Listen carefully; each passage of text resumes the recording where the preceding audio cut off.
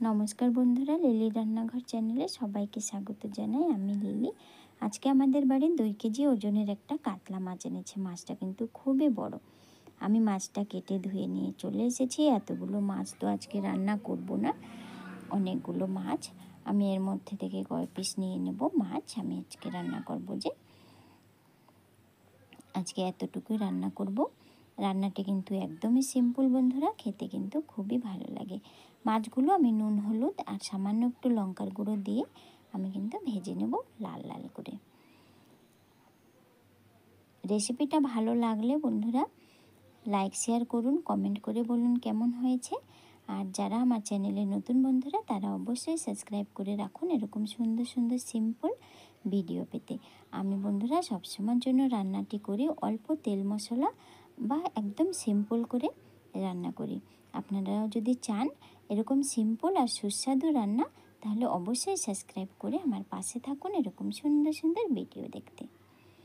এবার ওই কড়াইয়ের মধ্যেই আমি দিয়ে দেবো আর একটু তেল, দিয়ে আমি 2টো তেজপাতা দেব ছোট ছোট, সঙ্গে দিয়ে দেব আমি একটু গোটা জিরা। জিরাটা ফুটে উঠলে আমি ভেজে রাখা মাছগুলো দিয়ে দেব, সঙ্গে দেব আমি লবণ স্বাদ মতো, হলুদ গুঁড়ো আর পরিমাণ মতো লঙ্কার গুঁড়ো। এবার জল ঢেলে দিলাম। দেখুন একদমই কিন্তু সহজ আর খেতে বন্ধুরা অসাধারণ। জলটাকে আমি একটু ফুটিয়ে নেব।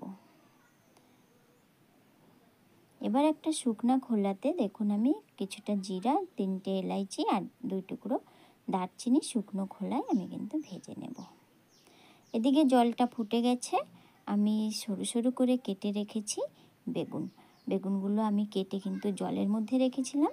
আমি বেগুনগুলো জলটা ফুটলে বেগুনগুলো উপর থেকে কিন্তু দিয়ে দেব। এগুলো আমাদের ক্ষেতের বেগুন। আমি আর বেগুন আনাটা দেখাতে পারিনি, বৃষ্টি হচ্ছিল তার জন্য। এবার বেগুনটা একটু নাড়াচাড়া দিয়ে আমি কিন্তু ঢাকনাটা ঢেকে ফুটিয়ে নেব।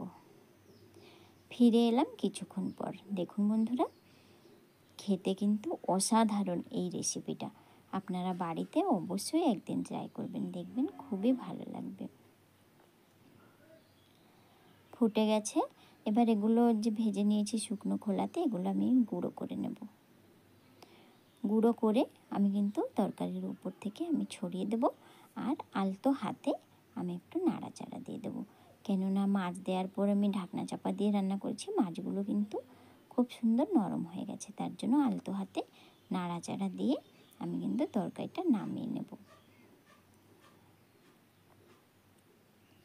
দেখুন বন্ধুরা কেমন হয়েছে অবশ্যই জানাবেন। ভালো থাকুন, সুস্থ থাকুন।